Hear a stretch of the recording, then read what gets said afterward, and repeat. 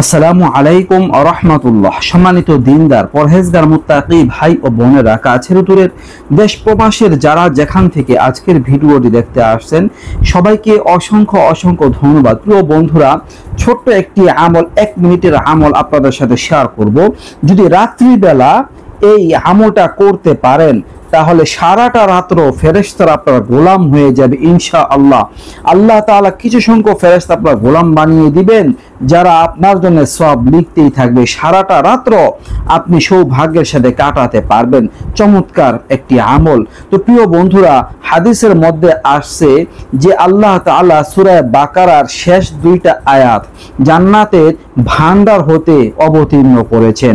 জান্নাতের ভান্ডার হতে, এমনকি আল্লাহ তাআলা এই 2টা আয়াতকে জগৎ সৃষ্টি 2000 বছর পূর্বে নিজ হাতে লৌহে মাহফুজে লিপিবদ্ধ করেছেন। সুবহানাল্লাহ। তবে আপনাদের প্রথমে আয়াত 2টা পড়ে শোনাচ্ছি। বিসমিল্লাহির রহমানির রহিম।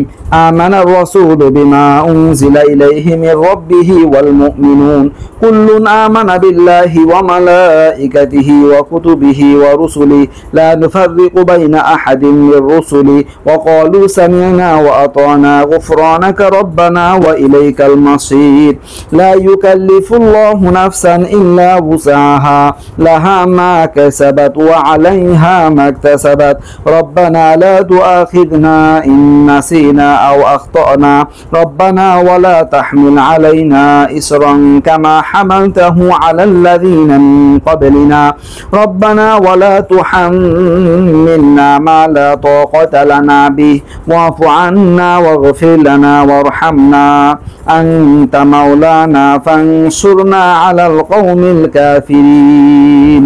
সাদাকাল্লাহুল আযীম। এই হচ্ছে 2টা আয়াত, সূরা বাকারার শেষ 2টা আয়াত।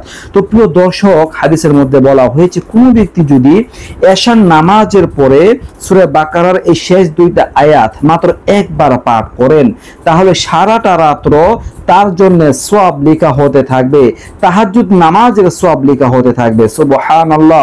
সারাটা রাত্র তাহাজ্জুদের নামাজ পড়লে যে সওয়াব হতো ওই পরিমাণ সওয়াব তার আমলনামায় লেখা হবে ইনশাআল্লাহ। তো দর্শক, আপনারা এই আমলটা করতে পারেন। রাত্রিবেলা এসে নামাজের পরে 1 মিনিট বা সর্বোচ্চ 2 মিনিট হয়তো সময় লাগবে এই আয়াত 2টা পড়তে। তো দর্শক, আপনারা উপকার লাভ করতে পারবেন।